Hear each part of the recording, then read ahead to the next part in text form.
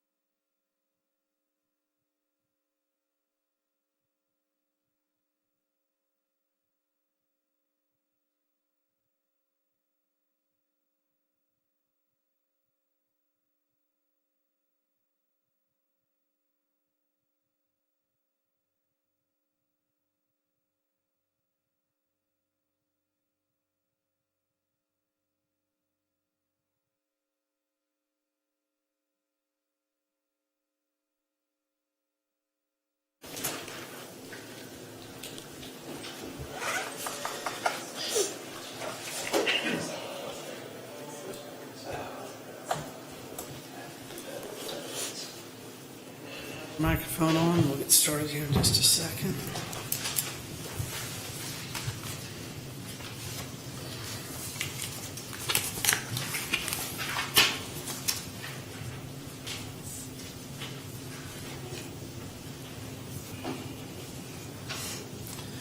I have 7 o'clock, and I'm going to go ahead and call the meeting to order and ask that the clerk please call roll. Mr. Jim Benage. President BSK. Mr. Jeff Elshoff. Here. Mr. Jeff Hawes. Here. Ms. Betty Martine. Here. Mr. Justin Smith. Here. We do have a quorum, so we'll get started with our regularly scheduled meeting of our October 1st meeting for your Bel Aire City Council. We're going to ask Father Shem to come forward and offer the prayer like we do. But before he does that, I'm going to ask that everyone join us in a moment of silence. Since our last meeting, we lost a good friend to Bel Aire, former Mayor Dale Walters. Passed away. He was our third mayor, and I was able to attend his service on Saturday and during the storm, and I have his card here if anybody would like to see that or send information for the memorial. But if you'd join us in a moment of silence remembering former Mayor Dale Walters, please.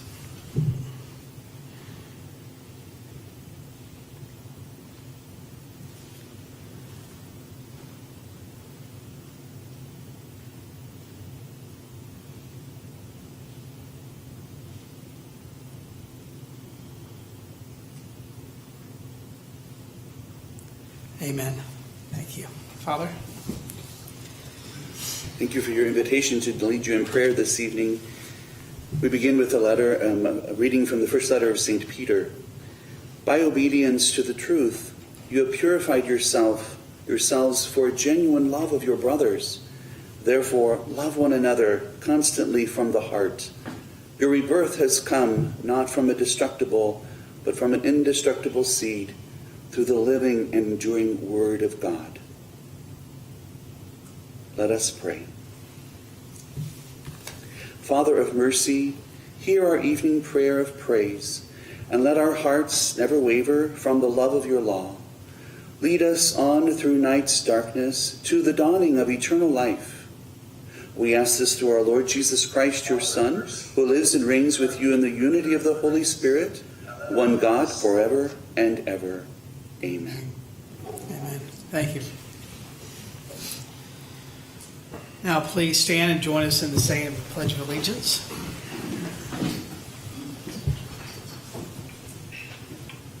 I pledge allegiance to the flag of the United States of America and to the republic for which it stands, one nation, under God, indivisible, with liberty and justice for all. Do we have any additions to the agenda? Seeing none, we'll move into our consent agenda.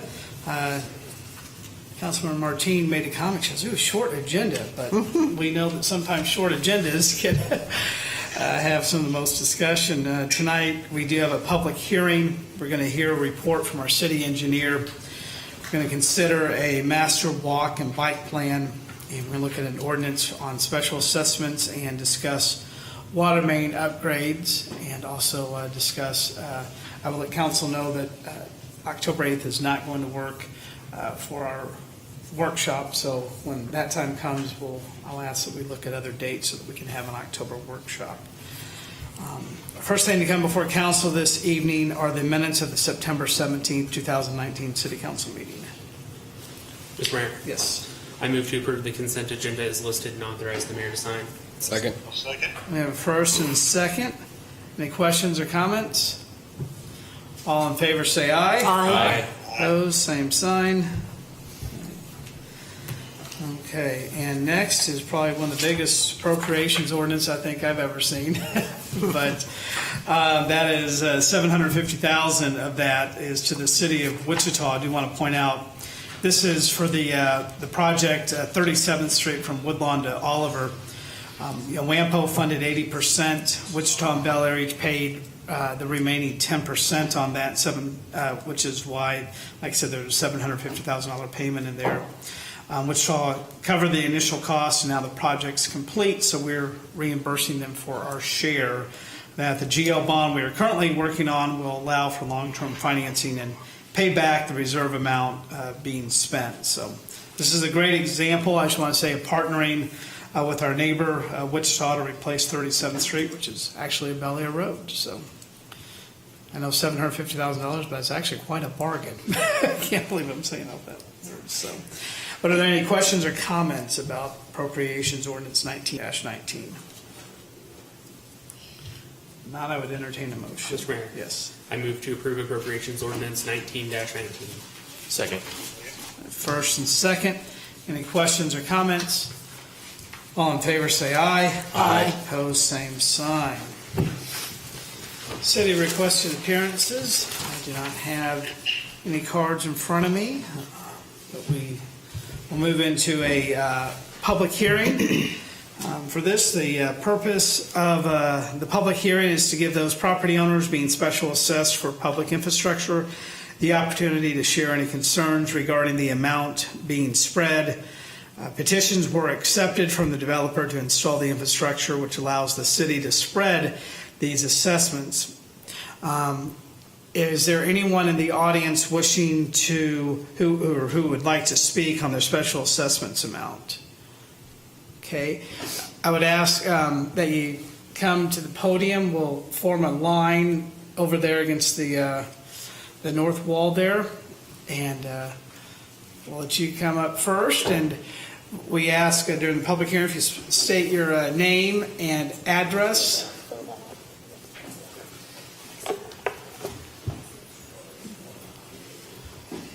And I will tell you, I see that our, where did Ted run off to? Is he?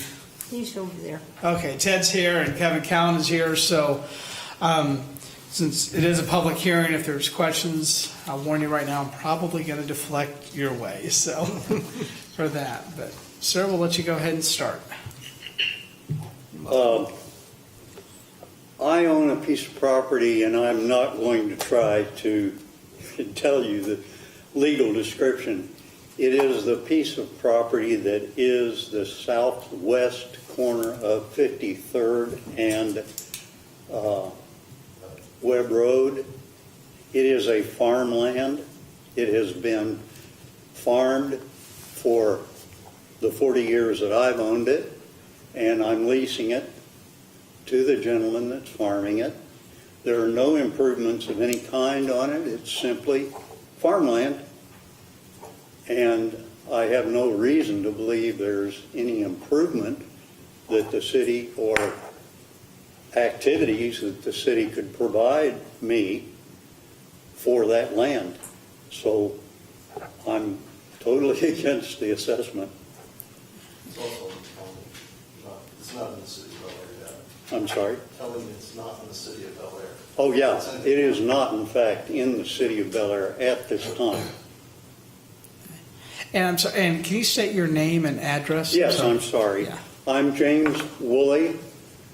Half of the ownership of that property, the other half's at home doing dinner or whatever. And I live at 819 West Verona Court in Andover.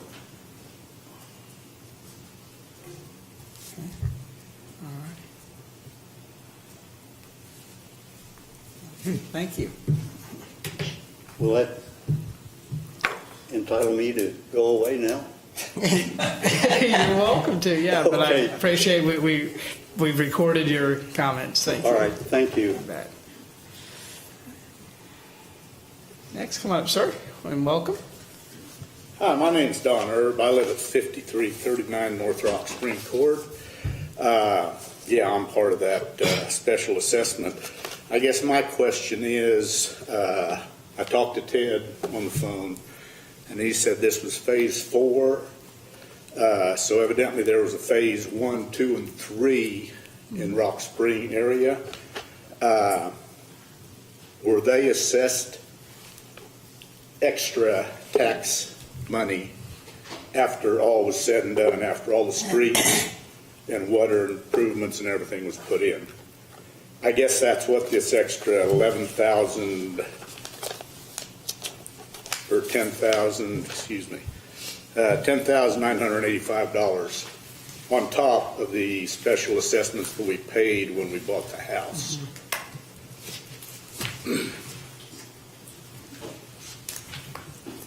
And we do have specials that are, the developer, puts those in place when they're developing that. I'm going to ask either city manager or our CFO or Mr. Callen, if one of you three would like to answer his question specifically. Where are you talking about?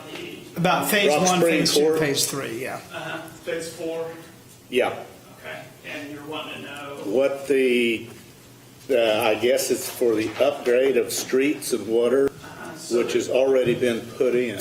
So the court would be what It's you're paying the for. cul-de-sac The cul-de-sac. right off Rock Spring Street. I Like I think, say, we Mayor, paid specials when I bought the house. It's included in my mortgage. Yes. So And that's, Mr. Manager, you wanted to say something? yeah, so I think, while Ted's thinking about the numbers, as this gentleman is stating, there's several phases over there. Sometimes what will happen is that they'll go in and do all the stormwater and the drainage first, and then a special assess that, and then, so there is a special assessment on there for the whole drainage of the development. And then, as the phases come along that has the streets, that has a sewer and the water mains and such, then those are added to it. So I'm not sure if that's what it is. Ted can look up for sure, but I know that has happened in the past, that a lot of times they'll do a large area at once, and then when the specific cul-de-sacs or blocks come on, they'll do that. So that's exactly. Did you see the amount you're paying right now? I believe all those properties, it's pretty minimal. Maybe I can look it up really quick. If you're asking the question, right, compared to your neighbors, is that what you're basically what you're asking? Is are you paying more than your neighbors? no, everybody's getting taxed the same for 18 lots here on Rock Spring Court. So that first special assessment was how much for drainage, and then this additional 10,000 is for the streets and the sewer and water. Exactly. Okay. Streets and water. Okay. Yeah, right now it's at about $51 a month for all the drainage, the sewer, and the whole development, kind of like I was saying. And then now that we did your specific house, water, and paving, then that would be another special assessment on top of that. So, okay, I figured it up, and I think over 30-year note, I'll be paying $17,930 for the main one I got, and 30-year principal is $10,694 on top of this $10,985. So actually, the $10,694 was just for the drainage, sewer. Yeah, so when we go through the phases, we don't, and the developer actually is the one who comes in and says, for the special assessments, and we approve them when we do the paving or we do the sewer, so it's not all at once. Okay. So that's how it's broken So down. that was just mainly the sewer and water. So this is basically for the street in front and the water lines. Okay. So we didn't pay for that initially. Correct. Okay. I guess that answers my question. Okay.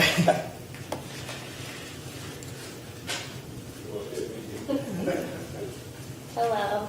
My name is Amy Maines, and I live at 5299 North Rock Spring Court. My family and I just relocated from Texas. We actually just moved into our home in June. And I have our closing documents with me.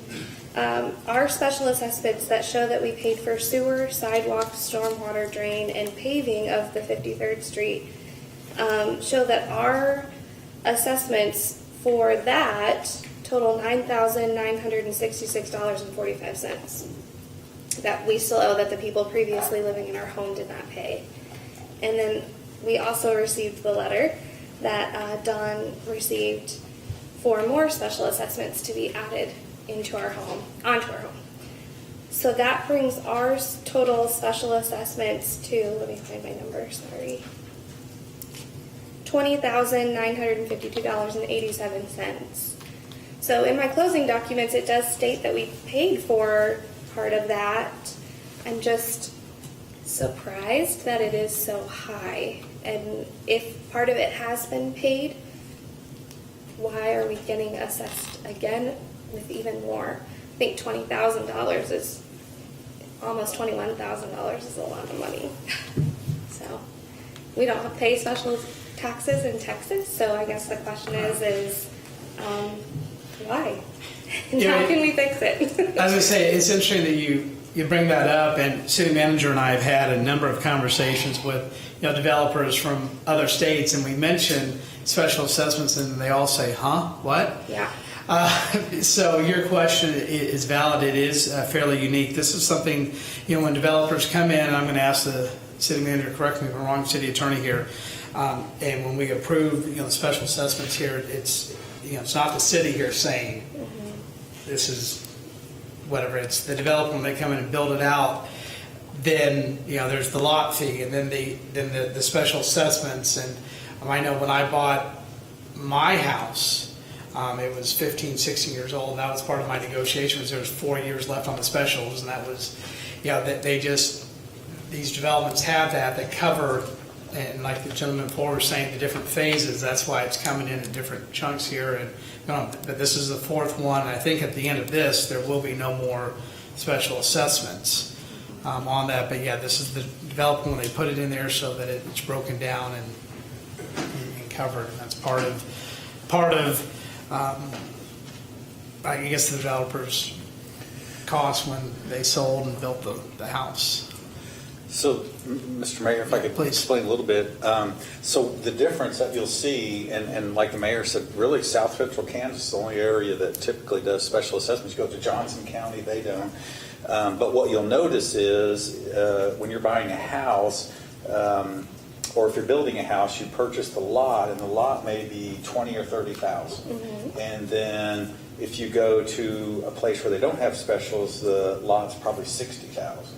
And so what happens is the developer pays for all those specials up front and then just adds it to the cost of the lot. So that's what you'll see a difference in the price of that. Now your other question about the closing documents. Kevin Cowan's here, our bond counsel, but my assumption without seeing those is that it states that there were petitions for water, sewer, streets, and stormwater. And I'm not sure that it specifically states, or it maybe should, that that some of those are assessed, like the gentleman before, and then the other ones are coming due. Is that correct, Kevin? Yeah. To create the benefit district, the petition and the succeeding resolution have to be recorded with the Register of Deeds to give notice to anybody that's dealing in the property transaction. If the assessments are already in place, they get recorded. Those should, and it sounds like they were, you saw the $9,900. When these special assessments get approved, they get recorded, certified, so that from this point forward, anybody that's dealing in this transaction will know exactly these are the specials. We're not there yet. So in your particular case, you would have known about these specific special assessments that have been reported and certified by the city, and then there should have been something that showed that the property is also subject to additional special assessments under these resolutions. I know the resolutions were recorded, That's one of the things that has to happen for the temporary note transcript to be approved. That's a way there to give you notice. If it wasn't there, I don't have an explanation. Maybe it's the title company, maybe it's the seller. I'm not sure. But that's the city's role. They have to record it to give notice. If anybody's dealing in that property from that point forward, it's subject to a special assessment under resolution number whatever of the city. In this case, it was resolution number 16-11 and 16-12 should show up somewhere in the title. Well, I'm going to go investigate for sure because it does impact our mortgage at almost $1,000 a month just for special assessments, and I think that's a little extreme. It's a lot. So, I mean, anything we can do just to alleviate that, it's quite an impact on our family. So, $1,000 a month? Or well, I mean, a year? Okay. Yeah. I'm sorry. No, you're. I was like, I don't want you to. Yeah. No, it is We need to look into that. quite a bit, but I will Yeah. check it to make sure. So, thank you. Wonderful. We appreciate you attending and asking your questions. Is there anyone else wishing to speak now on the special assessments while the public hearing is still open? Okay. If not, I'll entertain a motion to close the public hearing. Mr. Mayor? Yes. I am curious, the gentleman that talked about the special assessments on the farmland, I don't know that we got clear information as to how the special assessments might impact the farmland. Can we get some clarification on that before we close the public hearing? Mr. Cowan, I'm going to ask if you could come forward. And for those here, Kevin Cowan, this is our bond counsel. So. I don't have an answer. If that property is unplatted and not within the city limits, then it shouldn't be part of the benefit district. And I'm guessing maybe it was included in the original petition resolution somehow. But I think Ted and I maybe will do a little bit of work before we get to the ordinance and figure out whether it should be there or whether we're missing something because, again, if it's I know you probably know the project we're talking about. It sort of contemplates the development that's happening in that direction. And there are some tracks, and there are actually some tracks that have since been platted since those petitions were submitted. But again, if it's just farm ground and it's not within the city limits, I don't think it should be there. And so if you'll give us a few minutes to do some research, maybe even on the GIS and figure that out, I think maybe by the time we get to the ordinance, we'll have an answer. Okay. And I'll just say I know, we've got reports, and it's item B of a 3-section agenda, but I'm going to speak for the counselor. I think we're okay holding tight on that until because we definitely want to clarify that. And I appreciate you, sir, for bringing that concern here and asking about the farmland, because that's interesting on that. So, anything else for the public hearing? I move to close the public hearing. Second. We have a first, second.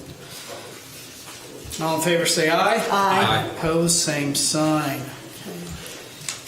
And for all of you still in the audience, this is the time we open up our meeting like we do every meeting to citizens' concerns. If there's anyone in the audience wishing to address council on an agenda item, you're more than welcome to do so at this time. Seeing none, we'll move on to reports. We'll start with Councilmember Hawes. Thank you, Mr. Mayor. The only thing I have is at 6 o'clock today in the Bel Aire City Hall. There was a presentation about the riverfront property in downtown Wichita. They're kind of going around to all the neighboring communities, and this is kind of a regional draw. So just kind of getting input, kind of going over what they are thinking about. This has to do with the west or the east bank of the river where Century 2 is and the Performing Arts Center. So it definitely has a lot more to do with than just Wichita. It was very informative, some great information. I would suggest everybody go to www.riverfrontlegacywichita.org and kind of look at the information themselves. It's great information. And it's interesting that they're kind of in the same place as us as far as everybody saying that a gathering spot, a natural gathering spot, is a major need for not just small towns but big towns. So I'd recommend everybody go check it out. It's very informative. So that is all I have, Mr. Mayor. Appreciate it. Councilmember Benaj? No report this evening, Mr. Mayor. Thank you. Okay. Councilmember Martine? No report, Mayor. Councilmember Smith? I also have no report. Councilmember Elsoff? Mr. Mayor, I do have a brief report. September 26th, I attended the Chisholm Creek Utility Authority committee meeting. We did have a couple items come across our committee. I guess the main one being one of another water well that Bel Aire owns is being refurbished or having preventative maintenance performed on it. So that was a little bit of money we had to spend on that. And then also in the last few months, we asked for additional requests for proposals for the sewage treatment plant overhaul, and we did get some additional design proposals from a few firms that's currently being reviewed by the TAC, and we're sort of waiting for some feedback on that. So the ball is rolling on that, although it is slow, and we're assessing what all of our options are. But that concludes my report, Mr. Mayor. Thank you. Appreciate it. Thank you. I have no formal report tonight other than just want to, again, let you guys know I had the honor of attending Mayor Waltzer's funeral mass on Saturday. It's a beautiful Greek Orthodox Catholic church, and when the priest, one of the very first things he said, he kind of opened the service saying, and Dale decided to run for mayor, and why would you do that when automatically 50% of the people are going to be upset with you? And I thought, okay, this will be a great service. But it was a lovely service for that. And again, I do have his memorial card up here for that. Then a couple of other things to piggyback on what Councilmember Haas said. It was great to welcome. Part of the presentation here was Sedgwick County Manager Tom Stoltz was here. Sedgwick County Commissioner Pete Meitzner. Actually, he and I had the conversation about this 6, 7, 8 weeks ago, and also the Go Wichita CEO Susie Santo was here and they had great things to say about the growth here in Bel Aire. And again, it was interesting here. We're talking the major, millions of dollars in the river corridor, and they're going as far out as McPherson and other places taking this because they do know it impacts the region and the state, but that there were so many similarities between what they need with the natural gathering spots along with the green spaces too and everything for that. And do have a card here too if anybody wants to take a picture or get notes for that to follow, get more information on that. And then the CCUA meeting that Councilmember Elsoff spoke about on Thursday, I also attended, and David Floyd sat in for our other member, Ken Lee. And I just want to let everybody know I've had conversations with Ken Lee since then, who, like I said, is the other member. So he's brought up to date on what we're going to do, looking at those RFPs for the sewage treatment there and the engineering plants there. And Stephen was there as well. And so the TAC is going to take the first round with it, and then we're going to have members from each city. They're going to kind of winnow it down to, was it 3, I think, because there were 7 that bid, so we're going to narrow it down to 3. And with the idea, knowing that we're going to get into the holidays here pretty soon, but that we should have a suggestion to the CCUA by March, I think, was the timeline. Again, this is something we've known about for a while and been budgeting for and planning for, so that's coming up. And then everybody, October is going to be a very busy month. This Saturday, the curbside cleanup starts at 7 a.m. So if you have big items that you want to have hauled off, please have those outside your curb or on your curb there the night before, and Waste Connections will come around and get that. The brush site, I think, is open for the final time this year, October 12th from 9 to 1, and that's there on 53rd Street in between Rock and Webb. And then, I know it doesn't feel like it, but it will tomorrow. Fall, I think, is finally here. I can't wait. We'll have great plans. We'll let Elizabeth will help us pick out all of our fall decorations, and it'll be a lot of fun. Now it'll feel like fall, but the Fall Festival is October 19th at 10 a.m. at the Rec Center. So everybody, please have those on your calendar. And with that, I'm going to turn it over to our city attorney. Thank you, Mr. Mayor. I do not have a report this evening. City manager? Thank you, Mayor. I have a few items just to let the public aware of some things. As you mentioned, the curbside cleanup is this Saturday, so make sure everything's out by 7 a.m. The things that they will accept is general trash, furniture, bundled brush or limbs, appliances, electrical items, outdoor items, mattresses, refrigerators, freezers, air conditioning, as long as the Freon has been removed and they're tagged. So those are really large items that can be accepted. And then things they won't accept are like car batteries, oil filters, fluorescent light bulbs, propane tanks, anything with asbestos in it, paint, hazardous liquid, those things. Of course, there is a hazardous waste site that Sedgwick County runs that people can take to. So again, that's Saturday. There are 2 candidate forums that are coming up this month. The first one is October 7th at the Rec Center, and that's hosted by the Bel Aire Senior Club. And the Bel Aire Area Chamber of Commerce is holding another forum on the 24th at 7 p.m. here at City Hall. So those are coming up. As the mayor mentioned, the Fall Festival is the 19th, so put that on your calendar. 10 to 2, they're going to have petting zoo, trunk or treats for the kids, vendor fair, car show, all kinds of things that they typically have. So that's always a good time.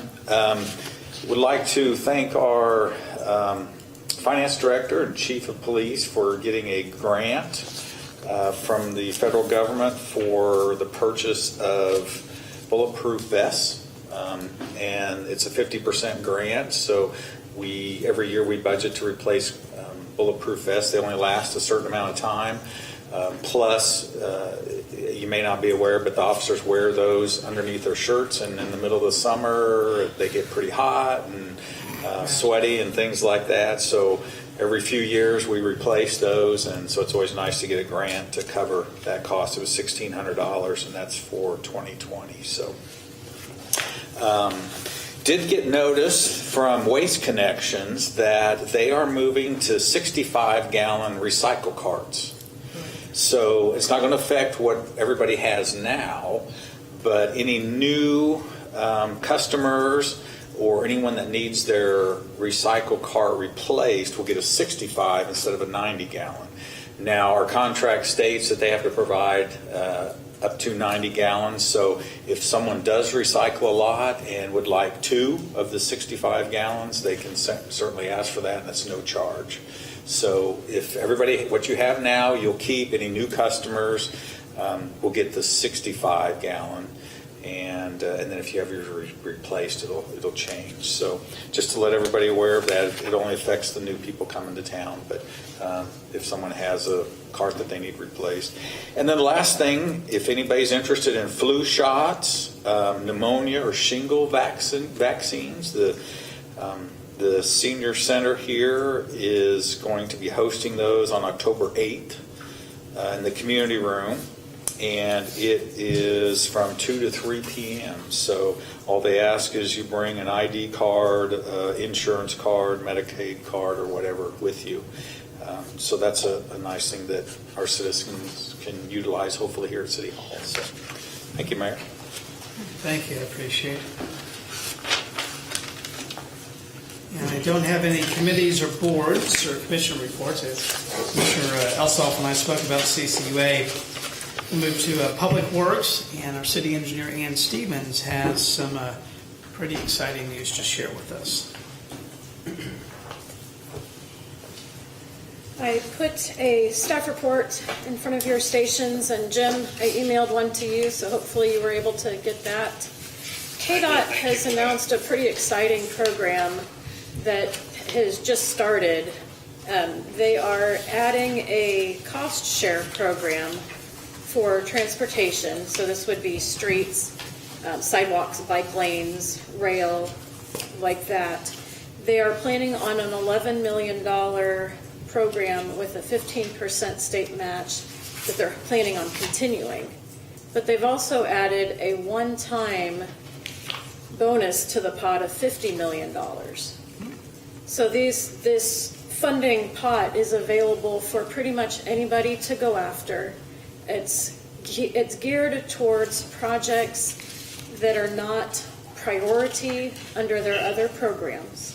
So we currently qualify for a lot of KDOT money through WAMPO, the Wichita Area Metropolitan Planning Organization, and their federal STP funds, and I can't remember what that acronym stands for, so I apologize. So we qualify for quite a few under that. But some of the projects that I was thinking of specifically for this project, or for this funding, is the 53rd Street project. We did submit it to WAMPO, but it's not a very high priority project for that funding.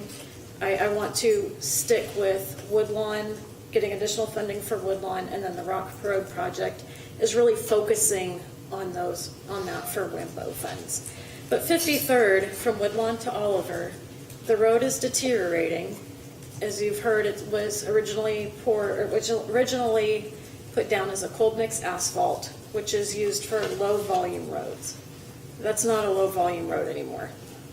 We have 3 subdivisions that are proposed to go in over the next couple of years. And if even one of those goes in, we're going to really, really struggle maintaining that road.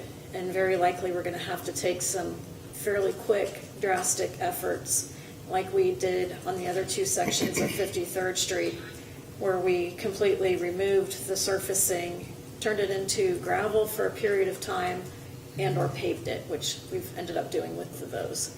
So I would like to work and apply for the funding for 53rd Street project.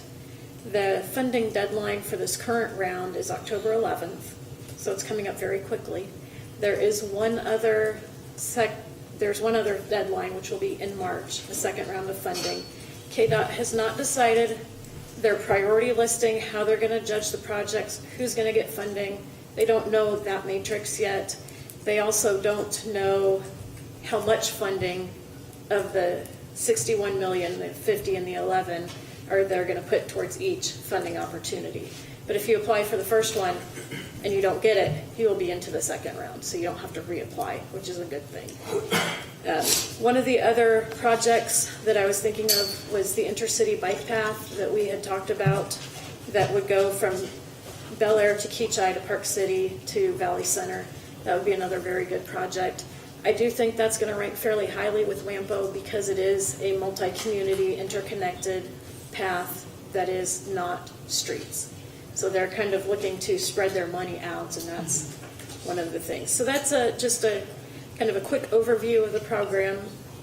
I did include in your packet all of the projects that we had submitted with WAMPO. So if you would like me to look at any of the other projects, I do sit on the WAMPO selection board, and I have not heard anything for when that's going to start, but I am going to push the Rock Road and the Woodlawn funding. So I'm pretty confident that we will get at least those, yes.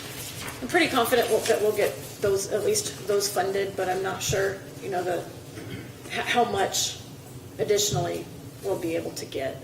But this is a statewide program. They are looking at evenly distributing the money throughout the entire state.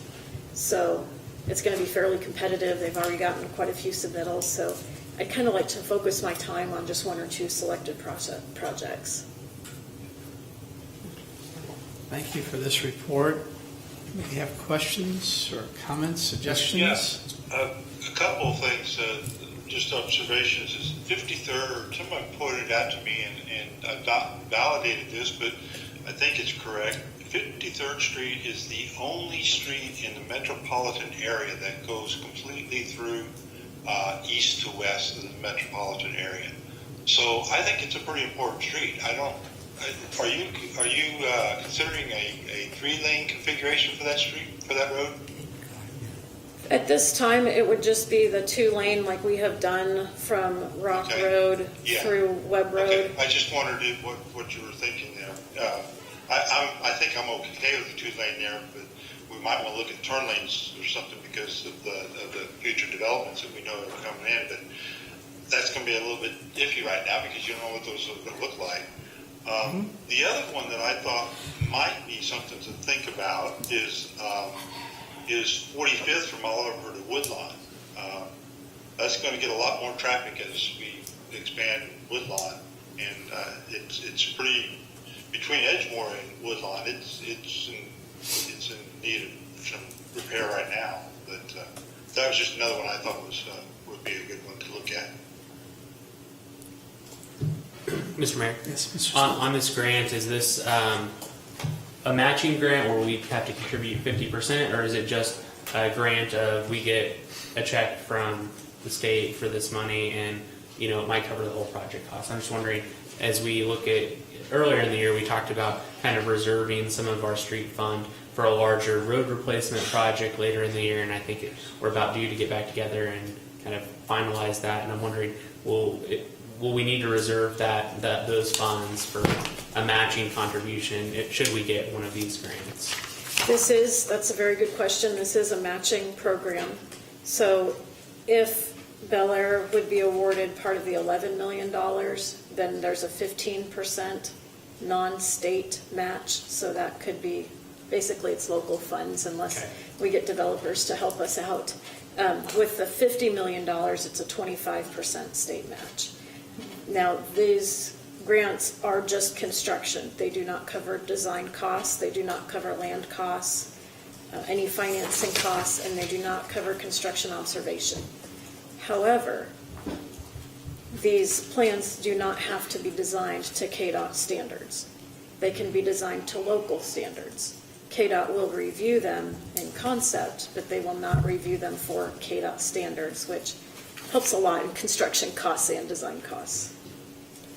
All right, thank you for that clarification. That may be something for us to consider around kind of reserving some funds to assist with that project should we get selected. I think that'd be a good project. The only other thing that maybe came to mind is something that's been, talked about a little bit in Bel Aire is we do have some streets here in Bel Aire that aren't even paved yet. Some of our older neighborhoods here in Bel Aire.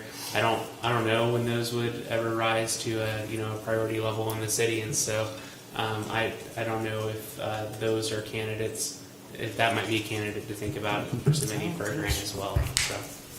It was kind of my understanding that it was more for a little bit more major roads, but I can certainly get with the program director and ask about the residential streets. Okay, thank you. Any other questions for city engineer? And thank you as always. Appreciate you being here. And now we'll move into ordinances, resolutions, and final actions. The first thing to come before us this evening is the Master Pedestrian and Biking Plan. This is another WAMPO grant. Bel Aire, we did receive a grant from WAMPO to prepare a master biking and walking plan. This plan will be used to guide biking and pedestrian infrastructure, as well as when applying for grants. So we'll have that. PEC was hired to create the plan, and see that Mitch Kaufman is here. So appreciate you being here from PEC to present the final draft to us for council. I know this is something we've been talking about for quite a while, so we're excited to hear the report. Thank you, Mayor and Council, for having me here.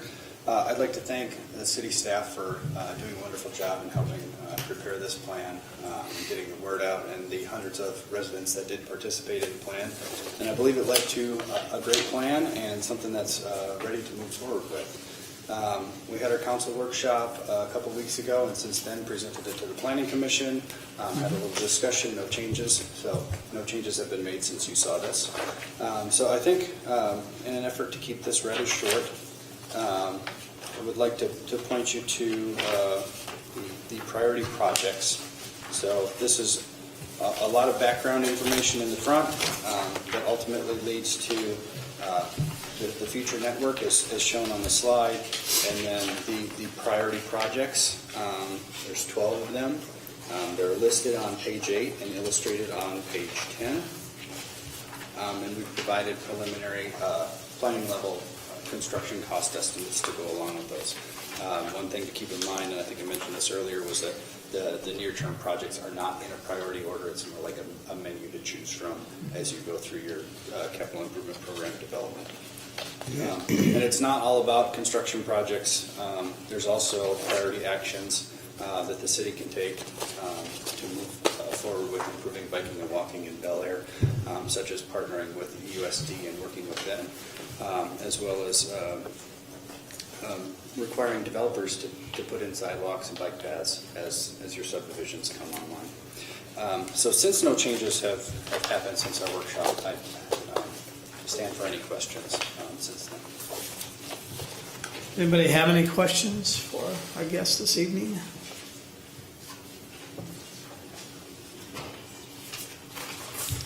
Okay. Well, this is our final draft, and we asked a lot of questions earlier, so I appreciate being here and looking forward to seeing this come to fruition. So, all right. So other questions? Well, thank you. Mr. Mayor, I'll make a motion to approve the City of Bel Aire Master Biking and Walking Plan as presented and authorize the mayor to sign.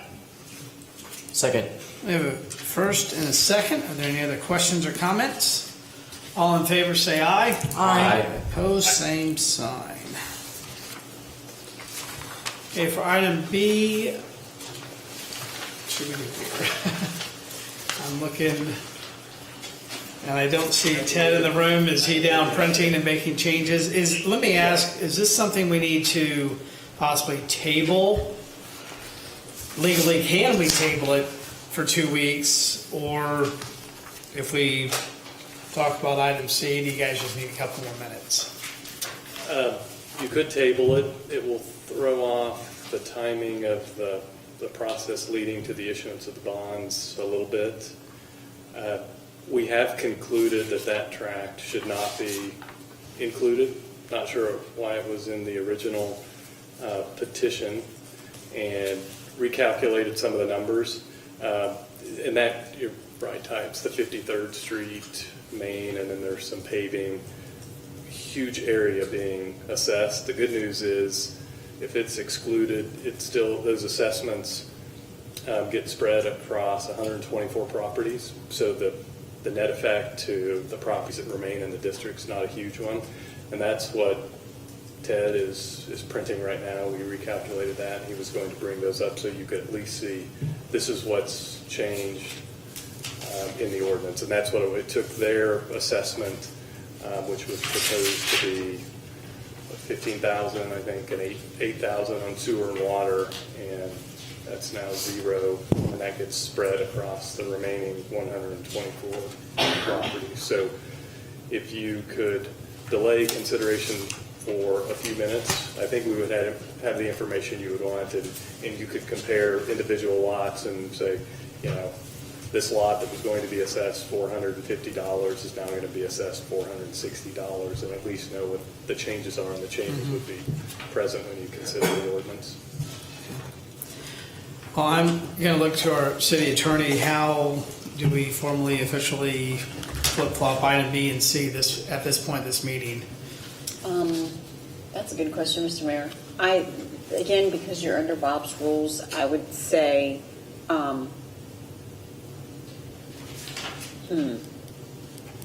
Best Should we practice. just take a break? Can't you just table it until? Okay, hold on, I'm sorry. Let me ask. Mr. Mayor, I had a couple of questions. Yes. I don't know if we want to, if other folks have questions, if our questions may consume enough time Let's for, do it. for this too. But I was a little curious as I looked through this, if you could talk a little bit about how, when I looked through it, it looked like all of the special assessments were spread equally, potentially based on the number of lots.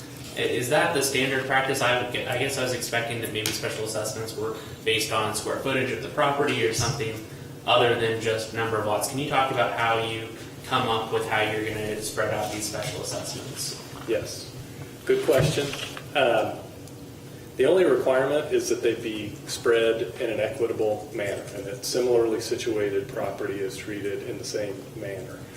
The statute gives some examples of how specials can be spread equally per lot, which is here in Bel Aire it's called fractional, but if you have 25 lots, it's 1/25 per lot, so it's equally per lot frequently. Square footage also permitted based on relative value without regard to improvements. So if you have a property that's worth $100,000 of assessed valuation and one that's worth $10,000 of assessed valuation, and you don't consider anything that's built on them, that's another method that can be used. In Bel Aire, for a long time, the fractional basis, or equally per lot, has been used in most cases. And that sort of makes sense if you're thinking about a subdivision where every lot is pretty similarly situated, so you want those to have equal assessment, benefiting to the same degree. There were a couple that were in this grouping that were assessed on a square footage basis, and the 53rd Street water main and improvements are one of those. And part of that rationale, I think, and this is developer and developers, consultants driven most of the time. They're the ones that prepare the petitions, and then we at the city review them and make sure that they make sense. But I think in this instance where the square footage was used, it's just such a large area, and at the time there were just a handful of lots that were platted, and so to try to come up with any sort of fractional basis that was equally per lot, well, there just weren't that many lots. There were larger tracts that again benefit from it. That's similar. Okay.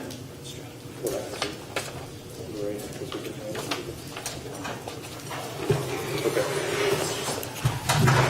So I don't know if that answers your question. That's one of the reasons. There's nothing that drives it other than what makes sense and is it fair in a particular situation. So again, in the case of these improvements that are being assessed on a square footage basis, and it's pursuant to Resolution 16-32 and 16-33, you have some platted lots, you have some large, quarter sections, and so square footage works pretty well there, where if you use square footage and you have platted lots, they're going to be close to being equal, but not exactly the same. You deal with a curve on a cul-de-sac, and somebody's going to have a few more square feet in their lot, and somebody's going to have a few less square feet, and so I think that's reflected. If you look at all the lots that were assessed on a square footage basis, they're all in kind of the $400, $500 range in assessments. And if we'd done some sort of equally per lot, then they would have been exactly the same. But again, the only thing, and all the things we've mentioned are not the only ways you can assess it. There's some other method that staff and then governing body consider and decide this is the equitable way to do this. Sometimes you see it on multifamily or maybe not multifamily, on lots that are going to get built and used in different ways, single family, maybe multifamily, that sometimes an assessment unit is used rather than kind of an equally per lot or whatever the rationale may be. And that's something that's not mentioned by statute at all. It's just sort of knowing what's there in deciding, well, equally per lot's not really equitable in this case, and maybe equally per square foot's not equitable, but we think if we define some sort of other assessment unit, that's equitable. And so, again, it's fairly wide open, but almost universally, particularly if you're dealing with platted properties here in the city of Bel Aire, for a number of years, it's just been what I call equally per lot, but it's also called a fractional basis where you total up the lots. So that's consistent with what we typically do here in Bel Aire. Is that consistent with what is typically done in the surrounding area as well? Yes. The other question that I had is when I look at the exhibit A1 on the second page, and you get down into the second section, there's Block A, Lot 1, Block A, Lot 2, Block A, Lot 3. There's a sidewalk resolution, and it looks like the special assessment for that is only on one lot. I didn't quite understand that. There's not a map that accompanies this, and so the rest of it.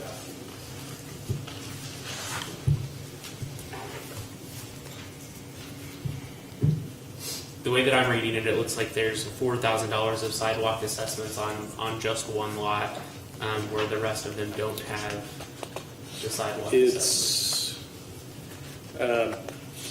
That's not the case. You just have to flip forward a couple of pages. That particular development has so many lots, and again, factually, I don't recall why. And you're right. You probably have to look at a map as to why Block A, Lot 1 is benefiting from the sidewalk, and then you have to go all the way down to Lot 1, Block B, until you find the next property that benefits. I know the sidewalks are typically done sort of on a skeletal one side basis, and again, I'm sort of like you, without having the map in front of me or knowing what drove that originally in the petition, but it's not very many. If you look, right, there's not a lot of them that have that sidewalk line item, which makes me think that maybe the way that the sidewalk special assessment's being spread is based on whose property is adjacent to it, not based on the whole neighborhood, which was my understanding of how we typically did the special assessments, was for the neighborhood. The cost of the sidewalk was spread over the entire neighborhood. And so I want to make sure we're being consistent there. Yeah, that I can't answer. And some of this, these petitions were from a number of years ago, and I don't know if the city established a policy about sidewalks and who gets assessed originally for sidewalks or who doesn't in sort of intervening years. But if I understand your question, it's, well, should the entire neighborhood have been assessed something, even if they live across the street from it? And I would just say it would be my preference that would be how the special assessments would be spread.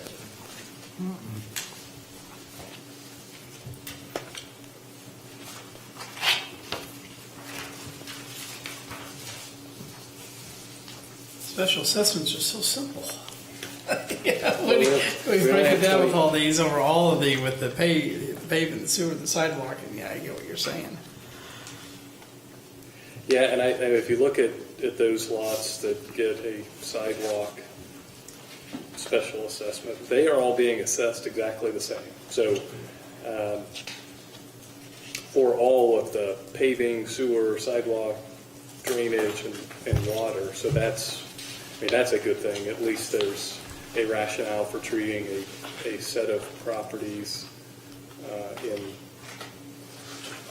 in one way. But I don't specifically recall the project, and I don't know if Ted or the engineer. Which one are you talking? Deer Run sidewalks, where some of the lots are being assessed for sidewalks and some are not.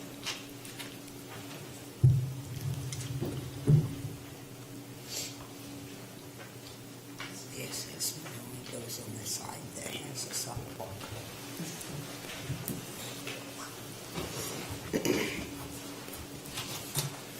I will add procedurally, if the thought was, well, maybe we have some lots that we'd like to assess for the sidewalks that aren't being assessed.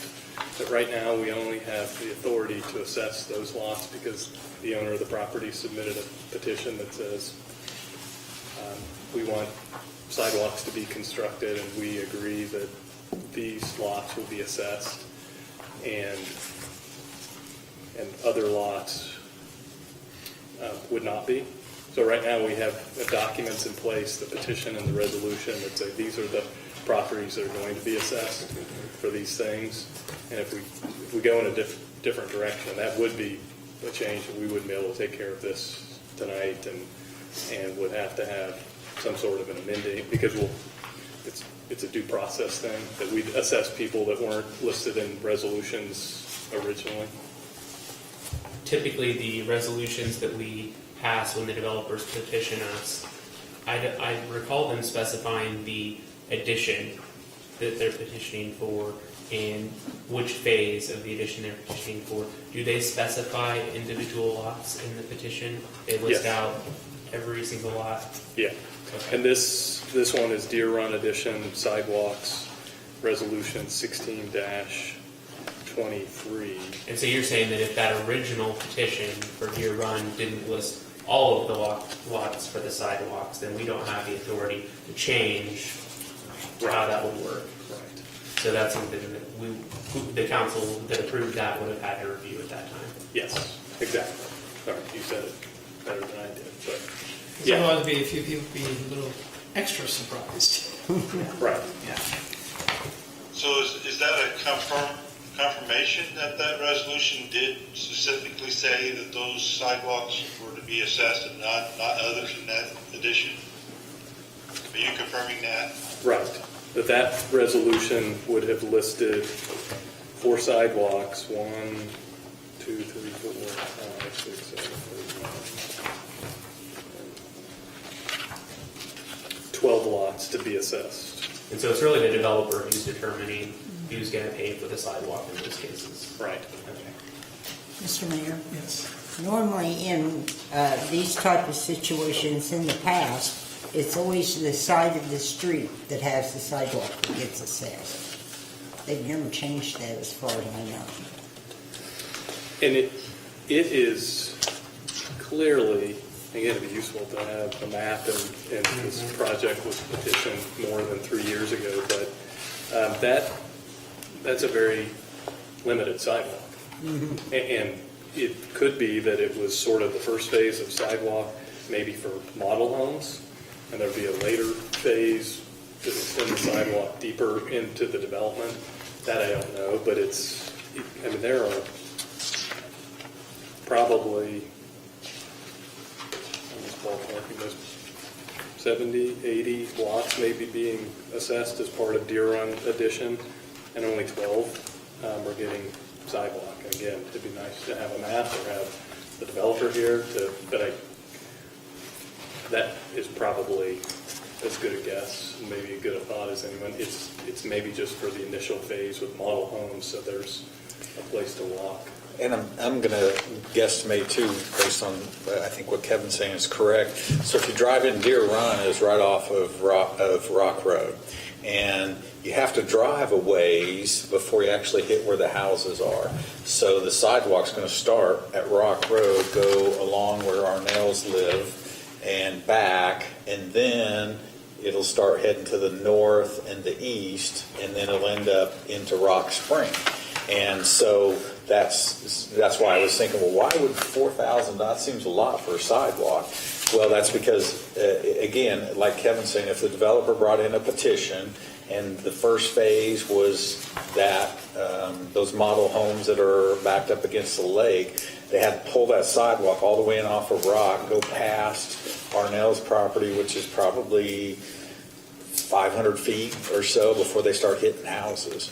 And so that's why that could be that cost, so that they're covering a lot, not just in front of their house.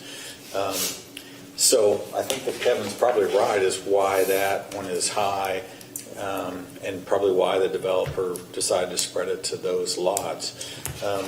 And then I'm also, because I was comparing to Rock Spring Second Edition, you see the sidewalks there are $1,000, and so those are smaller lots. They don't have that cover in. But what's also interesting, because we've talked about it tonight, you'll see that they've got paving, water, sidewalk, and sewer all the way down to Block 4, Lot 13, and then Block 1, Lot 1, there's only sewer. So that's a case where in this particular piece, there was another 20 lots that only had sewer attached to them. And so we already had that issue come up tonight where someone had bought a house and there's only partials spread at that time. And then they'll come back later when the streets and the water and the sidewalks go in and then have that assessed too. So, and there's a lot of projects in here with a lot of different things happening. So, Mr. Mayor, this is from my experience doing mortgages, this is something somewhat typical anyway, that assessments come at different times, right? I mean, if you can go on the county website and look at what specials are left, and you'll have this dropping off in 10 years, and this one 11, 12, 13. This is very typical to have it in starting to be assessed in different, because it's built at different times. So the sidewalks are unique, but it's not unusual at all to think, well, we've got to have a water main to serve all phases of this development.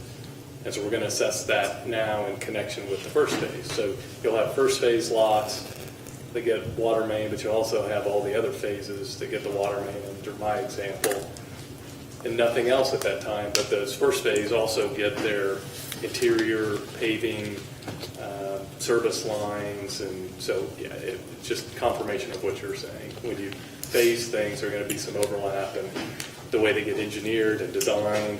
It makes sense to do drainage. Great example. Usually drainage for the entire area frequently gets taken care of all at once. So you may have the entire addition being assessed early on for the drainage, but maybe not for their street sewer, water, and individual improvements until several years later when you get to phase 4 or something.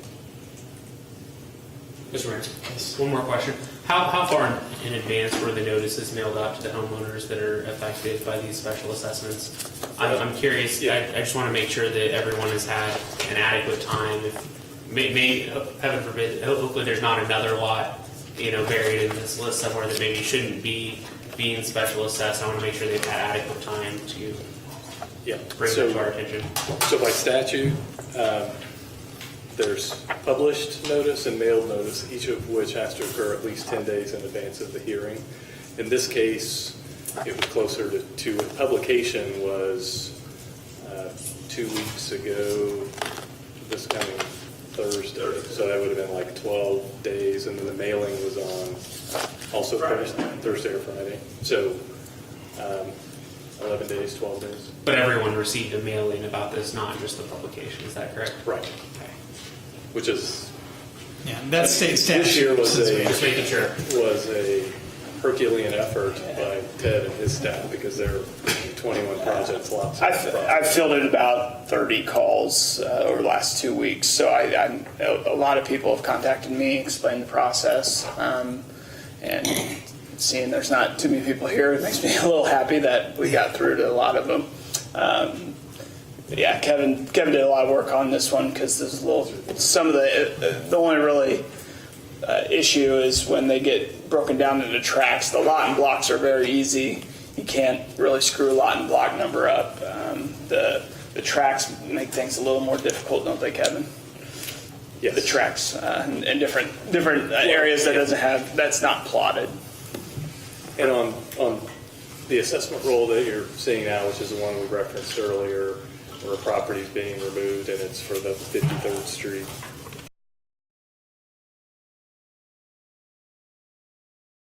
Were submitted, were unplatted, and now they've been platted, so then you have to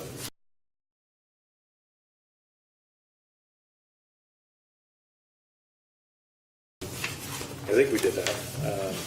And again, in terms of what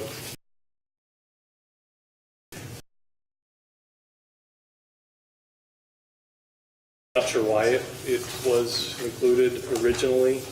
Certainly will benefit from these improvements. And which one is that again?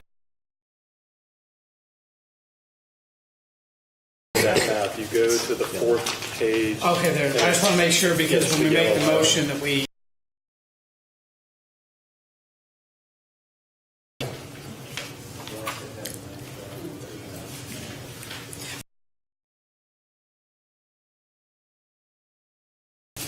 Mrs. City Attorney, for us to come up with the motion, we have all these different ones. Do we need to say anything differently in the motion than what is written for this to take place with this one being deleted to make sure that this gentleman is not special assessed as he shouldn't have been?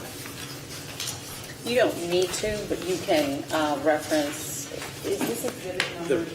Did you get? I just want to make sure our city attorney and our bond counsel is satisfied with our motion. Thank you. Exhibit A1 as provided with respect to resolution 16-32 and 33 or something. So it's Okay. specific.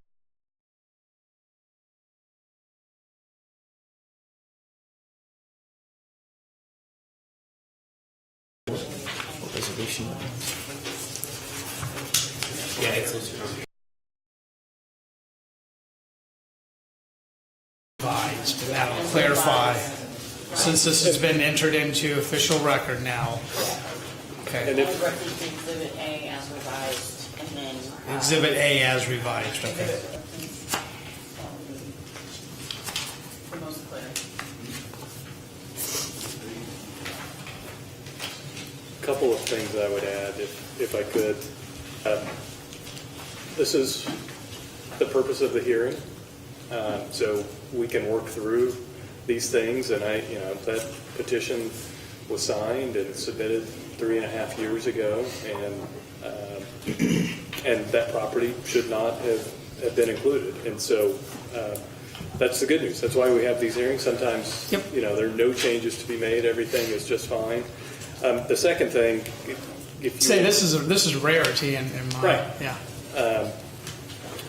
The second thing, and this may be useful just as an example, if you look at the pages or the revised portion of the assessment roll as it relates to the paving and the water projects under Resolution 16-32 and 16-33, Block 1, Lot 1, Rock Spring, previously, before the revision, was assessed $456 for paving and $189 for water, and that's changing to $472 and $196.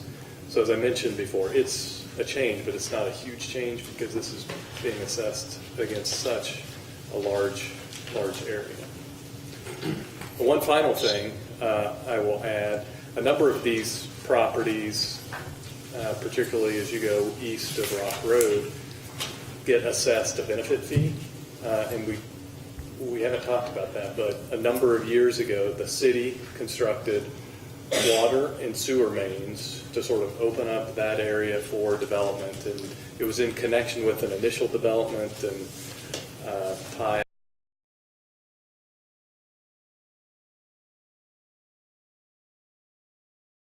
a large area, and contemplated that whenever additional properties are platted and developed and connect and benefit from that sewer main and water main, they will pay a benefit fee, which is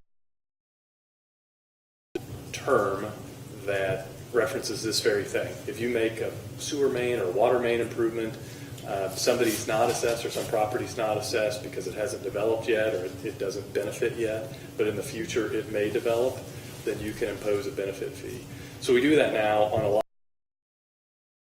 of additions are benefiting from that sewer main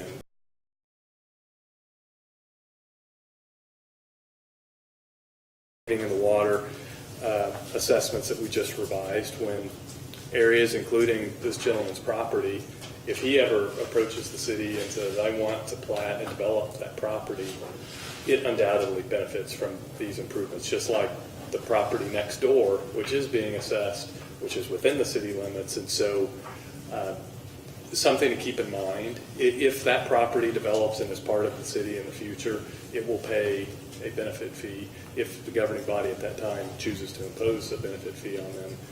Because at that point, they'll be similarly situated to all the other properties. You're benefiting from the water and the paving, and you're within the city limits, and you've platted and you're developing, and so something to keep in mind. I thought it would be worth mentioning tonight. So, question on this property that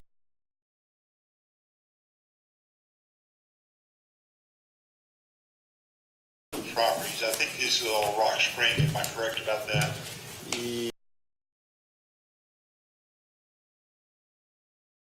Yeah, Okay. Rock Spring So- Addition and Rock Spring that are also being assessed.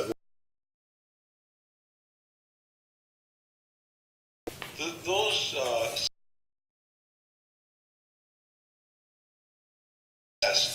and now are we in a position that we would be telling them misunderstandings or whatever the issue is here? Here when they see the new numbers. By law, this change is it was some notice other than notice. I mean, that's what will happen next if you pass the roll and then property owners get notice of that, pay it in whole or in part. Because it's such a complying with the original petition. As I said earlier, I think if it was a significant change, more than 10 notice and an opportunity to be heard. That one number had an opportunity to come to a hearing. Opportunity to be heard. If it's this small, you couldn't do something different if you so chose. Notice to the residents in these areas. The amount is number or an estimate or what was.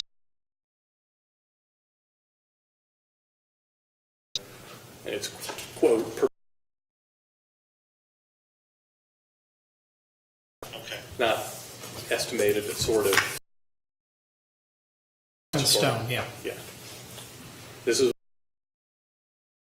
hearing. We're going to work through any final changes and then. There would be a final assessment after the hearing. Yeah. It actually advises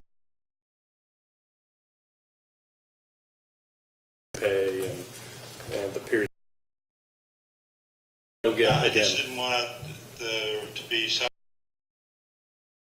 a certain number and we didn't. It sounds like you did. So. No, it really did that, so that's good. Yeah, good question. How much is this going to change? Probably.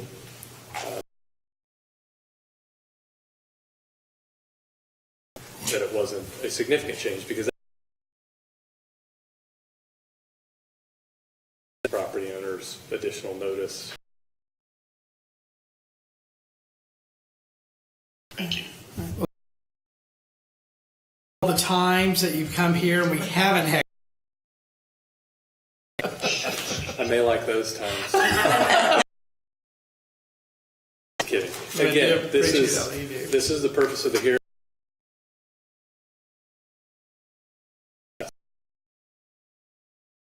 On the 53rd Street includes the large tracts that haven't been 200, 300 lots that are being assessed for this. So there's stakeholders involved, and so not. Public hearing worked, so the process worked, and we've rectified. Thank you, and thank our staff, and glad we could get it fixed.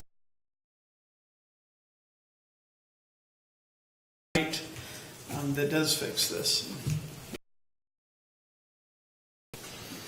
Mr. Mayor, I do have a comment. I wanted to been telling us about this, so he did identify a mistake and to this hearing. So here is allowing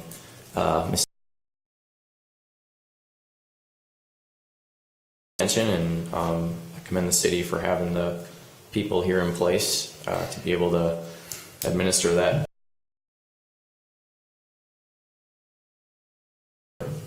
Answering all those questions and helping us sort this out.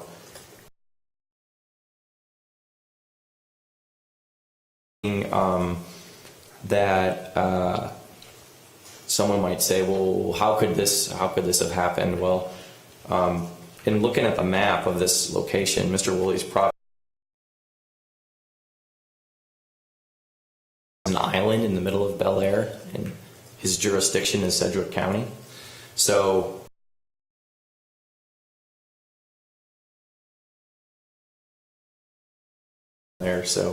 it's not like surrounded by Bel Aire. What kind of mistake could it have easily? I was just running a quick review of the numbers, and it did look like it was less than 10%. So on the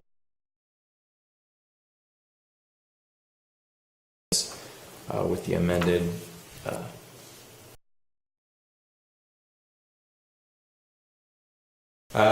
Mr. Mayor,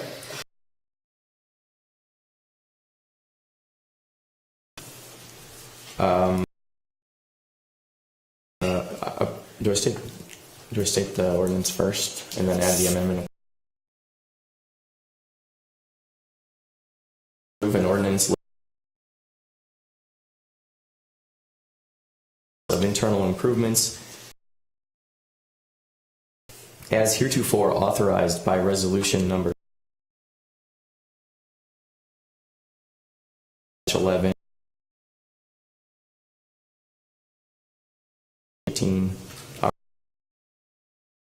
R-16-20 R-16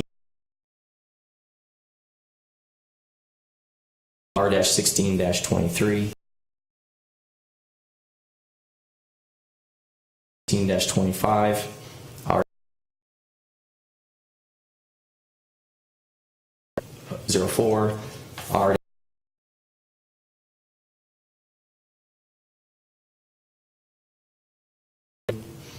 R-16-30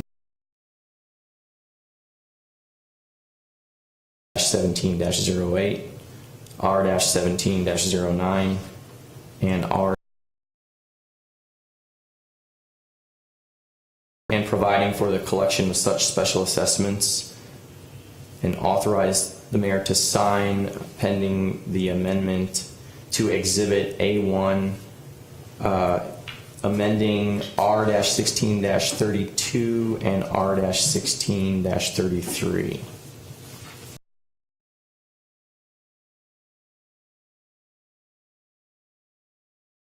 Before I call for the vote, I just want clarification.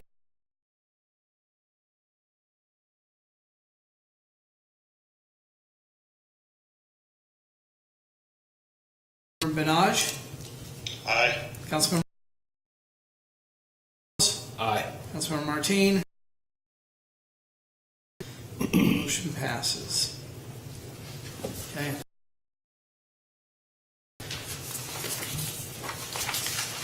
Okay, now we're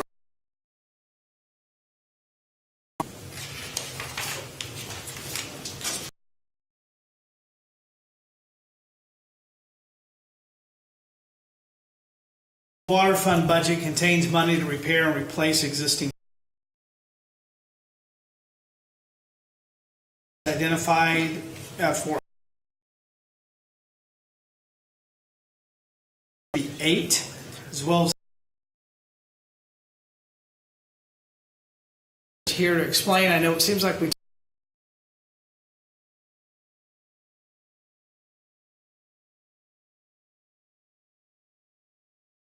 I'm looking forward to this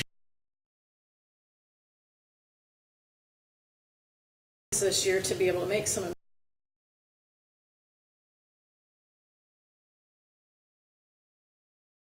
as well as our staff about the aging infrastructure.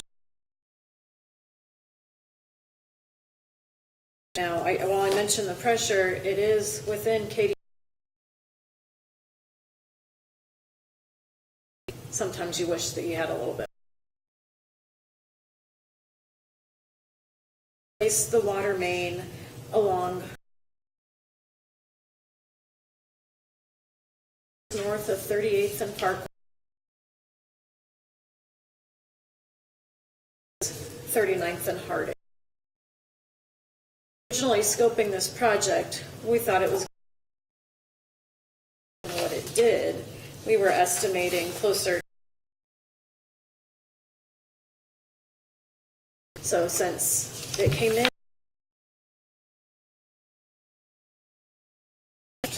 the fund for replacement, extending the replacement up the next intersection. I have that quote and we'll be providing it to you. So that is still within budget and will get us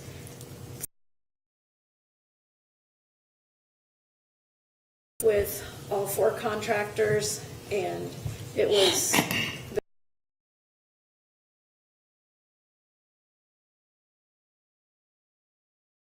is going to be a much better, lower cost alternative instead of where they just would open cut and dig a trench through everybody's front yards. So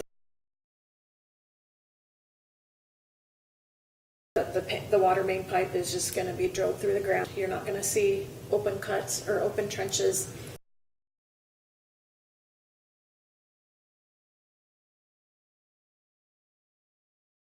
Going to be replaced from the water meter to the water main. They will have meter boxes, so there will be some improvements there. Other than to make that connection.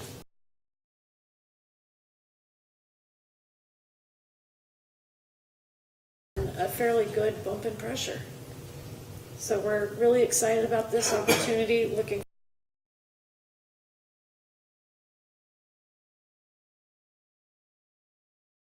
I guess my first question is, so with the directional drilling, I really I'm excited to hear that can be done now. What will residents there, what will the interruption be to their water service? We've designed the improvements to keep it away from the existing line. Right. So really the only interruptions in service that residents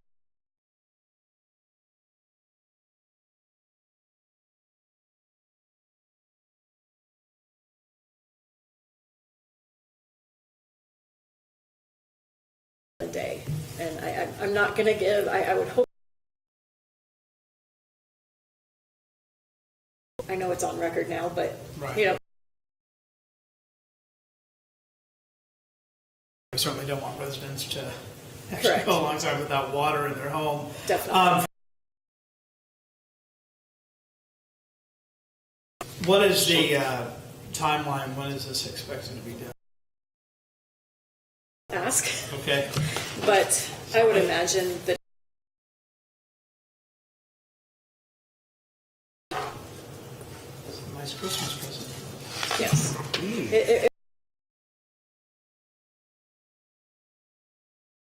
I also want to commend you too on finding a contractor that came in, so a reputable one who does good work with this drilling and coming so much under budget that we're going to be able to do additional that we had not even thought that we could do this year. So I want to commend you for Yeah, that. we were planning on doing that next year. Right, So- right.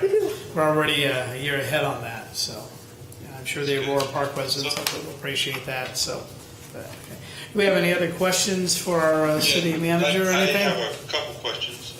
One is, and I think I know the answer to this, but just to make sure we're on the same page, which direction is the water flowing? Is it flowing from the 6-inch into the 8-inch or from the 8-inch into the 6-inch? It actually flows both ways. There's not really a direction of water. It depends on where the demand is. The entire system is pressurized at all times, so when there is a demand from one location, give you a strict answer on that. Yeah, okay, that's fine. That's fine. I couldn't tell from the diagram what that was, but that's good. Thank you. The other is, in our notices to the residents, do we tell them, hey, there is a possibility with additional pressure they could have some internal fixture issues, that their fixtures haven't been used to this additional pressure? We can certainly add that to the notice, and I will work with the city attorney on this.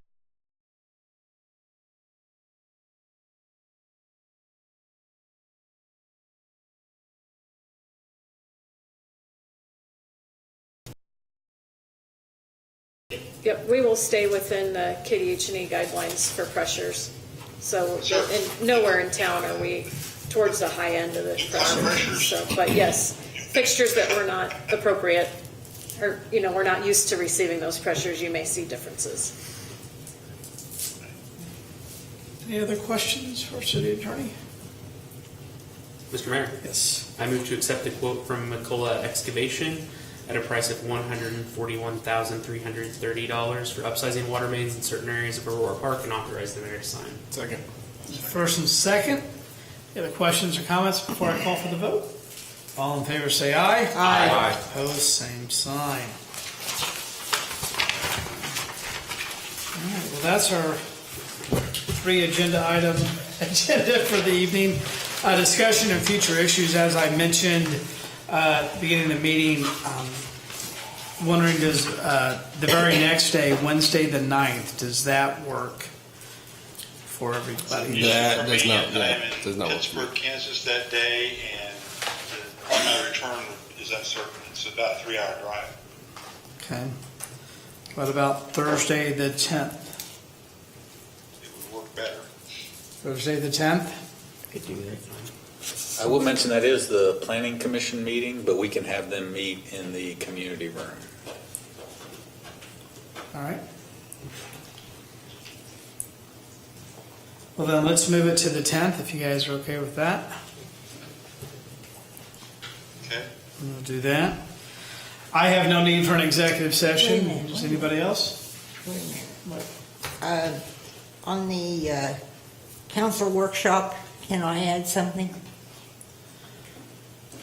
Huh. Mm-hmm. How about December? That's what I'm adding. Holidays and Christmas and New Year's be my last year to tell you guys. Okay. We can certainly do that. Well, that way the employees can plan Right. ahead of time. They can call Grandma and Grandpa and say, we're coming home. We can add that to the agenda. Other agenda items, Ty, that you want to share? Yeah. So we've got 3 that so far. We are working on the franchise agreements for AT&T and Westar. Usually those are 20-year agreements, and both of those have expired. So Jackie and I are working with each company. There's also, in that, there's franchise fees, which the city has paid from those companies, and so there's discussion in that as well. So we'll have those 2 ready to discuss, and then for the last year, basically, staff's been working on making some updates to our entire personnel policy. So we'd like to have you review that as well. So those are the 3 things that staff would like to talk with council about. It's a pretty big item, Ty. We're going to have a lot of time to talk. Mr. Mayor. Westar, of course, will be Evergy. Yes, that's correct. Did we need to have an item on the agenda to talk about the remaining street fund budget? I know we'd said September, October was when we needed to do that, and we're at that time of year. I know there's the grant thing in play, so curious how we should proceed with planning for those projects at this point. Yeah, that was another, after the discussion tonight, that was another thought that I had, is maybe we need to have Ann talk a little bit about what we've done so far on street projects and if there's anything else that we need to schedule. Anything else? So I said earlier, I have no need for an executive session. Is any member of staff or council? Mr. Mayor, Yes. I motion we adjourn. Second. First and second, all in favor say aye. Aye. Opposed, same sign. We are adjourned at 8:35.